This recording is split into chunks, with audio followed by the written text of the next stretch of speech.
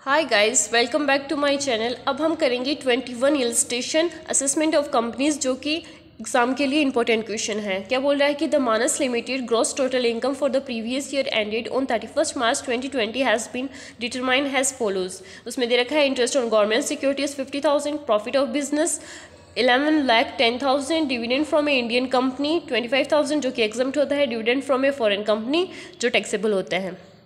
फिर बोल रहा है कि find out the total income and tax payable for the assessment year 2021 if the company is a domestic company in which public are not substantially interested, what difference it will make if company is not domestic company. ये बोल रहा है कि जब वो domestic company हो तो और एक जब नॉन डोमेस्टिक कंपनी हो तो क्या फ़र्क होगा, वो देखना है हमें। तो फर्स्ट है, हमें ये इनकी ग्रॉस टोटल इनकम्स दे रखी हैं। क्या क्या दे रखी हैं? बिजनेस की इनकम दे रखी है 11,10,000 की, और जो dividend from Indian company exempt होता है, फॉरेन कंपनी का अदर डिविडेंड दे रखा है तो अदर सोर्स में आ जाएगा। और interest on government securities 50,000, government securities 50,000 लिख लिया, और ये इंडियन कंपनी से एग्जम्प्ट होता है। तो ये हमारी ग्रॉस टोटल इनकम और यही हमारी टोटल इनकम हो गई।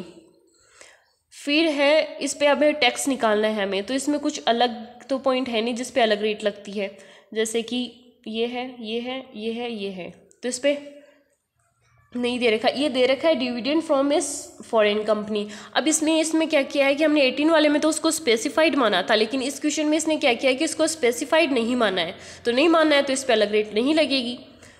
डोमेस्टिक कंपनी का कर रहे हैं हम पहले, तो फिर उसमें रेट भी नहीं दे रखी कि कितना टर्नओवर है उसका। तो हम क्या करेंगे, 30% मानेंगे। जब कोई इन्फॉर्मेशन नहीं दे दी हुई होती है टैक्स रेट की तो हम उसको 30% मानते हैं डोमेस्टिक कंपनी में।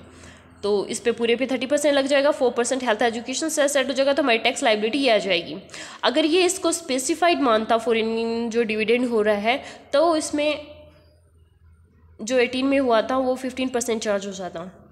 अब नेक्स्ट पॉइंट क्या बोल रहा है कि वो जब नॉन डोमेस्टिक कंपनी हो तो क्या होता है, तब क्या होता है वो देखते हैं। उनकी टर्म वही रहेगी, उसमें हमारी जो टोटल इनकम है वो तो सेम रहेगी, बिजनेस से इतनी है और ये एग्जम्प्ट होता है फॉरेन कंपनी, और ये तो टोटल इनकम तो ये आ गई। अब टैक्स पेबल क्या होता है, उसमें तो 40% होता है, और जो dividend from a foreign company होता है उस पर भी टैक्स लगता है 20%।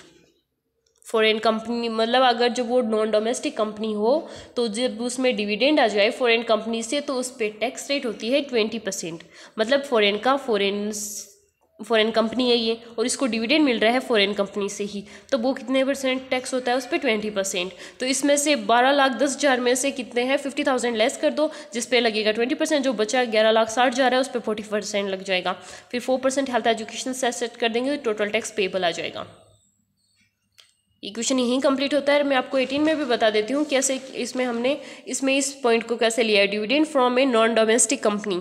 तो मतलब इसमें क्या किया, इसने स्पेसिफाइड माना है, इसलिए उसने डोमेस्टिक कंपनी में इस पर 15% लगाया है। ये रहा, जब इसने इसको स्पेसिफाइड माना है। और इसने क्या किया, इस 21 में इसने इसको स्पेसिफाइड नहीं माना है।